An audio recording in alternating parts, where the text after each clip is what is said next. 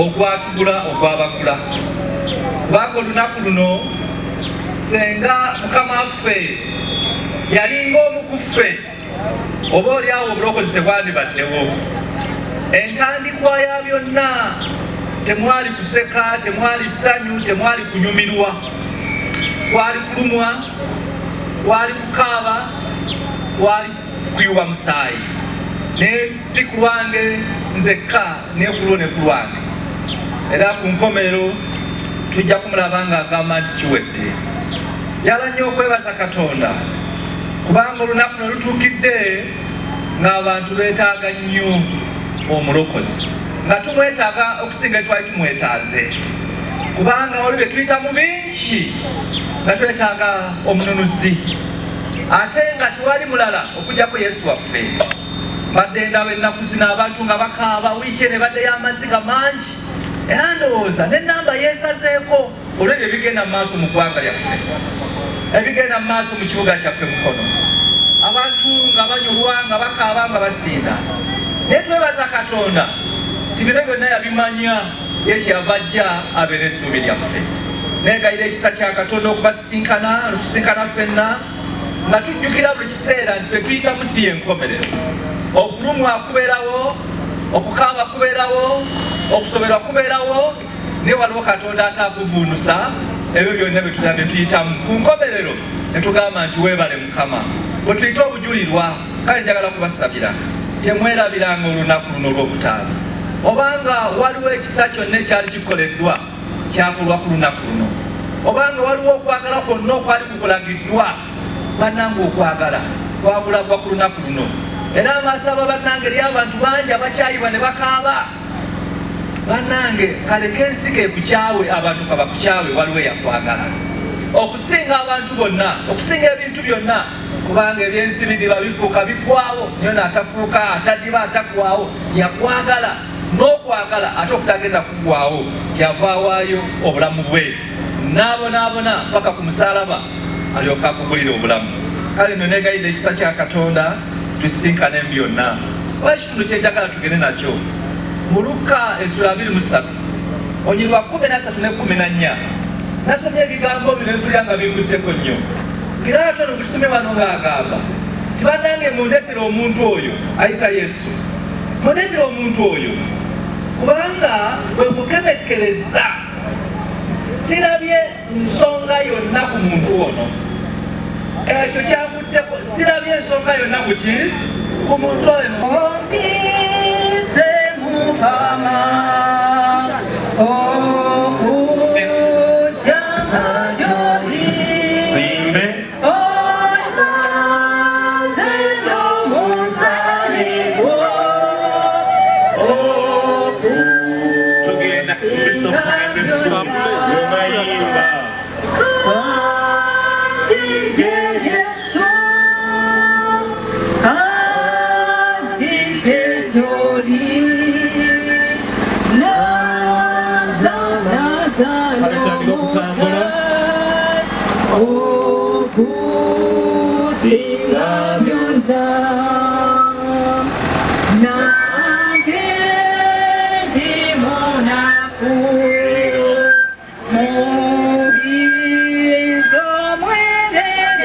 Omulabizi w'e Mukono Ernest Kagodo yennyamidde engeri abaddukanya ekibuga ky'e Mukono gye bagize bamenyamu bizinesi z'abasuubuzi nga bwe kyaviiriddeko bangi nnyo okukaaba amaziga, n'agamba kino kiredde abantu obuteetabana mu kkubo ly'omusaalaba era ng'abantu abeetabye mu kkubo ly'omusaalaba badde batini nnyo. Era bino bye bigambo bya Bishop Kagodo byayogeddeko eri abakristaayo abeetabye mu kkubo lino ery'omusaalaba.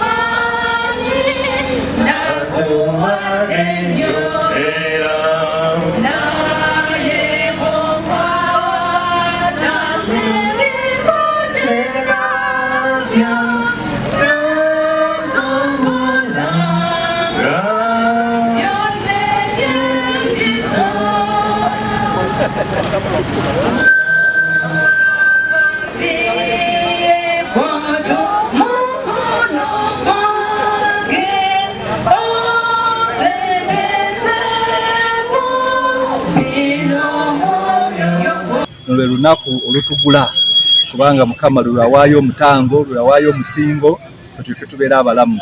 Kale neebaza nnyo Katonda olw'obutagaana mwana we okujja okutufiirira.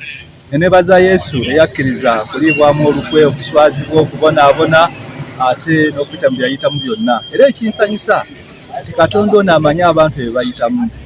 Yesu olunaku luno nga tujjukira okufa kwe, ate we tulabidde amaziga, we tulabidde okukaaba, okulaajana, abantu bangi nga banoonyawo okusula, banoonya ekyokukola, n'okusinga ennyo olw'embeera eri mu ggwanga yonna ya trade order. Kale nno njagala kubazamu maanyi nti bye bayitamu, bye balaba si y'enkomerero. Waliwo yayita mu kulumwa, mu kubonaabona, naye ku nkomerero n'abeera muwanguzi. Kale nange mbasabira ekisa kya Katonda kibeere nabo, babeere bawanguzi mu bigambo byonna bye bayitamu. Era nsabira nnyo tawuni kiraaka, kubanga ali ku mulimu gw'okunoonya abantu bano gye badda. Njagala okwebaza olw'enteekateeka eyo. Weewaawo nandisabye senga enteekateeka ye yasooka, ne basooka bafuna abasuubuzi be badda, ate balyoke babajja ku nguudo.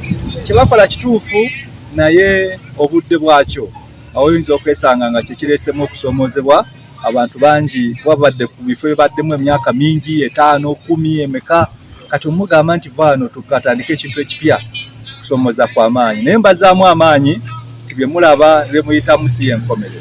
Nsaba ekisa kya Katonda kibawanirire, bawambaatire. Katonda akyabamanyi, alina enteekateeka ate n'ey'enkya, naluli ne bulijjo. Nsaba abambeerere, abagumye, abazeemu amaanyi n'essuubi, nga tusabira n'abakulembeze baffe nabo okufuna ebifo abantu baffe ebiyinza okubazaamu amaanyi ne basigala nga bakola, n'obulamu ne bugenda mu maaso. Kuba tebukoma leero, obulamu bukyagenda mu maaso. Mugume muddemu amaanyi n'essuubi. Katonda ajja kuggula n'awatali kkubo, ate ababeere okutambula byonna, ate abampeera omukisa.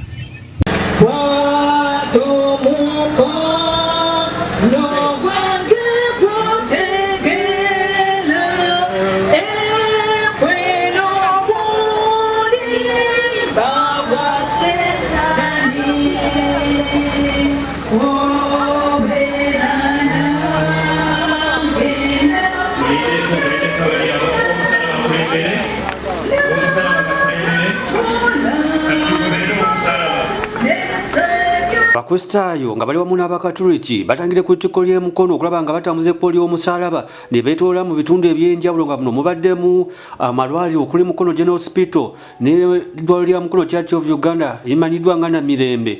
Bano ne bagenda ne ku ttebe kya municipality y'emukono, wabula eno tebasanzeewo omuntu yenna abaaniriza. Waliwo balwadde ku malwaliro ago Bareverand wamu ne bafaaba balina ebigambo bye boogedde ebizaamu essuubi eri abantu abo ddala abalwadde abali malwaliro ago. Era oba yakutegeera kikitegeeza okuba n'ebizibu oba natuuka mu ki? Ebizibu by'olina ate natuuka mu ddwaliro si bizibu. Ebizibu biri ddawa? Biri wano kubanga ebyalo birimu n'obuki? N'obulumi. Bagamba sole tekola makulu okujjako ng'evudde wa dokita. Dokita Wanyala agamba sole oba senga abali wano batuzingako ne batugamba buli afuma wano bamala kumukebera. Ojja kulaba ebitabo bikikola ki? Bekindujja. Proposi yatugambye nti abamu ffenna abasinga tuli balwadde. Naye tutya okujja otukola ki? Otukebera. N'olwekyo mu kutambula ne Mukama waffe Yesu Kristo, bwe tutuuka wano naddala nga tuli mu kkubo ly'omusalaba, kikola amakulu mangi wano bwe tukoze eki? Bwe tutuuse. Tuuse nga tutambula ne Mukama waffe Yesu Kristo. Eyajja ku nsi bonna baddemu obulamu. Atugamba mu Yowaana omutwe gw'ekkumi olunya olw'ekkumi kinzize bonna baddemu obuki? Obulamu. Ate obulamu obuki? Obujjuvu. Ku mirimu Mukama waffe yasinga okukola obuweereza bwe ng'ali kuno ku nsi kwe kwali okuwonya abalwadde, abakonzibye n'abonaabona mu ngeri ezitali zimu. N'olwekyo tuzze wano naffe okwongera okusabira bannaffe abali wano. Ne mu kusabira abali wano tusabira n'abataliiwo naye nga baki? Nga balwadde. Tusabira abalwadde abali wano n'abali eka, ate n'abali eyo yonna gye tukola ki? Ate nga tulinamu naffe abatambula nga naffe tukola ki? Tuli balwadde. Kategole ey'okubiri gye tugenda okusabira be basawo. Abasawo abali abali wano balinanya Dr. Mukisa mukwano gwange nnyo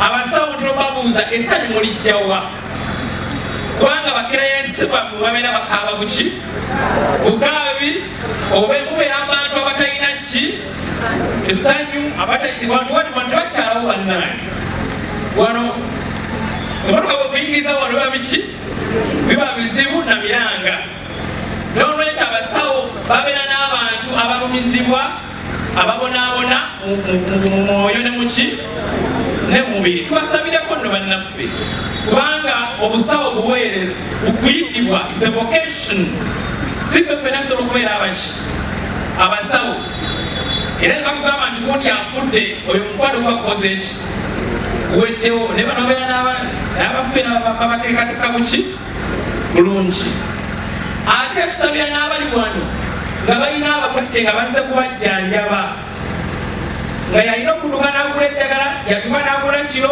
natuka n'agula kino abo nabo tubakole ki tubasabire n'olwekyo mukwetuka omusalaba kuno nga tuli wano katukolesa bizo zenjogeddeko njaga tuzirowoozeeko aye tuziteeke mu ssaala nga tugenda okwegayirira mujjanjabibwa abantu kale n'ebigambo bye byawandiika tubisaamu nnyo ekitiibwa tutunuulira embeera eyaliwo maama wa Yesu Mariyamu oba Mariya nga bw'oyinza okumuyita ng'awulira batwala omwana we okumutta nga maama yawulira naye obulumi ng'era omulala yenna bw'ayinza okuwulira naye essuubi eryaliwo Yesu yali ayogedde ku kufa bwe nti ajja kufa atajja kuzuukira ekyo nno kyali kirina yatembera likimuleetamu ekyo kitegeeza nti tetuteekedde kukwamu ssuubi ng'abakkiriza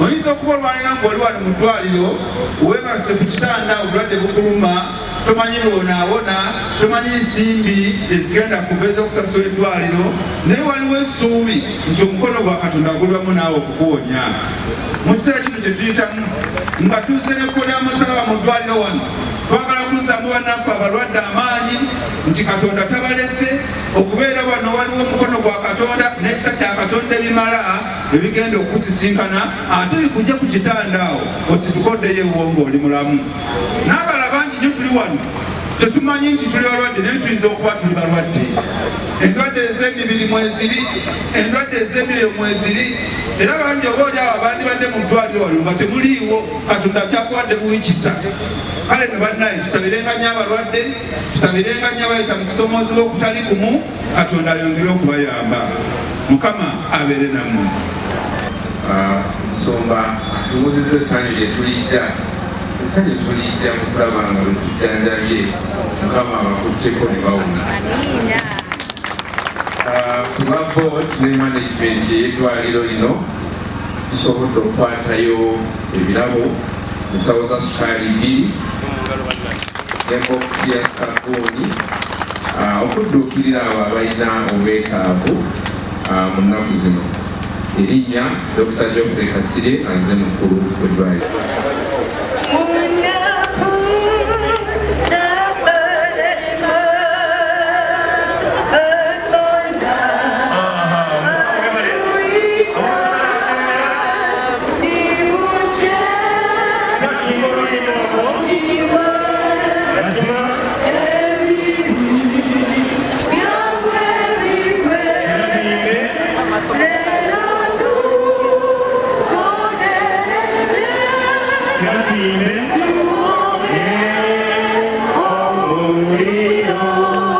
abeetabye mu kuba ly'omusalaba kubadde essomero lya St. Francis Boglia erisangibwa e Buguju Mukono nga lino ssomero lya Bakatoliki era nga nabo beetabye mu kutambuza ekkubo ly'omusalaba nga batambudde ebitundu eby'enjawulo era nga balina obubaka bagenze bawa abantu eyo gye bagenze bayimirira.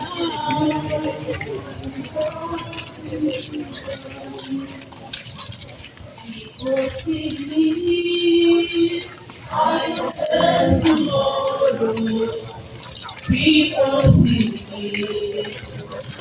oh, here is because I know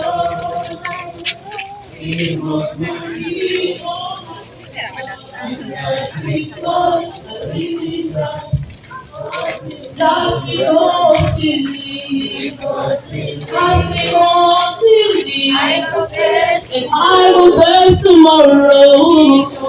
Just because you live, all fear is gone. Just because I know He's of the future, He's of the living just because you. Era ebimwe byaleeta Yesu Kristo okubonaabona n'okukomerera ku musalaba byebibi byaffe.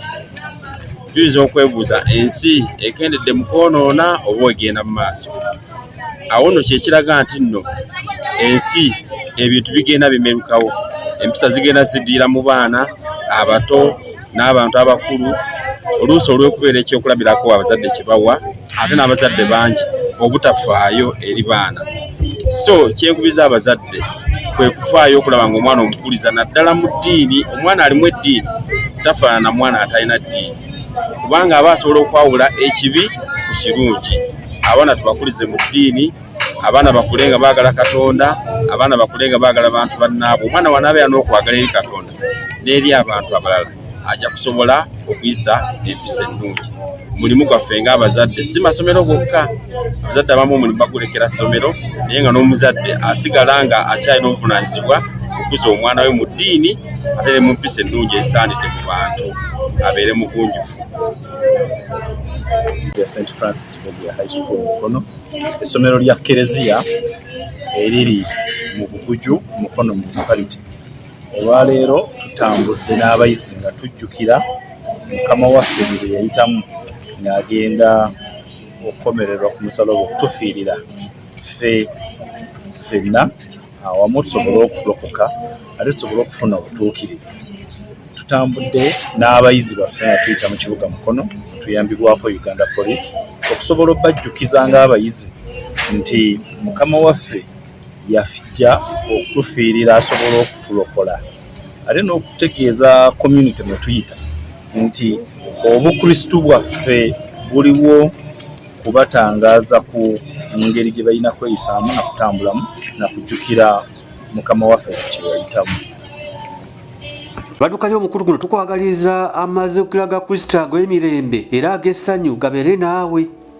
Mukama akutunuulira kyabagambe omuwala ono simulinaako nsonga, omusajja ono simulinaako ki nsonga. Saba Mukama atuyambe kirungi n'omusaayi guno ogwayika ku musaalaba guno gutunaazaako obusongasonga agasonga gonna ne tutukula ne katufaanana nga ye. Omwana ono simulinaako nsonga. Katonda ng'akulaba ng'oli kifaananyi kye kyennyini nga tolina nsonga. Mu maka gaffe, ku mirimu gyaffe, mu bitundu byaffe, abakulembeze baffe, mwenna saba Mukama atulabe nga tatulinaako ki nsonga. Baagaliza ekisa kya Katonda n'omukisa gwa Katonda mu linnya lya Kitaffe n'Omwana n'Omwoyo Omutukuvu. Katonda affe omulungi ow'ekisa atwongedde okwebaza olw'olunaku n'Omukama lw'otuukiriza. Ssebo nkusaba abaana bo bano balina bingi mu bulamu bwabwe, mulimu ebizitowa era abamu bagezeeko n'eri mikwano gyabwe n'agamba bannange sikisobola ekyo, naye ng'omuwaniridde. Olunaku luno Mukama ku musaalaba kuno weetikka byonna ebitono n'ebinene ebyangu n'ebizibu. Mukama ebibi byonna ku musaalaba okwo Katonda affe. Nakusaba mikwano gyange byonna tukasuka oyo ku musaalaba e Gologoosa bwe yafa n'abyetika n'abitwala n'alyoka agamba nti kiwedde. Basabidde Mukama abeeko kyamala mu bulamu bwammwe, Mukama abeeko kyamala mu maka gammwe, Mukama abeeko kyamala ne maziga amangi abantu nga bakaberwa emirimu gyabwe, baberwa essula empya gyatandika. Abalwadde bangi Mukama ow'ekisa baako boowonya olunaku luno. Mukama abaana b'okutambula kwabwe kuno babajjukira olugero lwatambula olwo balimu ebigono okusituka. Taata baako boositula, baako boowonya, baako bootwala mu maaso. Naye watuukiriza olugendo luno kanaffe tutuukirizibwe. Tuukiriza abaana bo mu kisa ne mukwagala okuba gy'oli. Olyokolabisibwa ogulumizibwe nga bw'ogwanidde nnyo mu Kristo Yesu Mukama waffe. Kale n'emirembe gya Katonda kitaffe omwana n'omwe mutukuvu, emirembe gya Katonda mbasabira gibeere ku bulamu bwammwe, gibeere ku maka gammwe, gibeere mu mirimu gyammwe. Okutambula kuno Mukama akuwa ekirabo ekisinga eky'emirembe.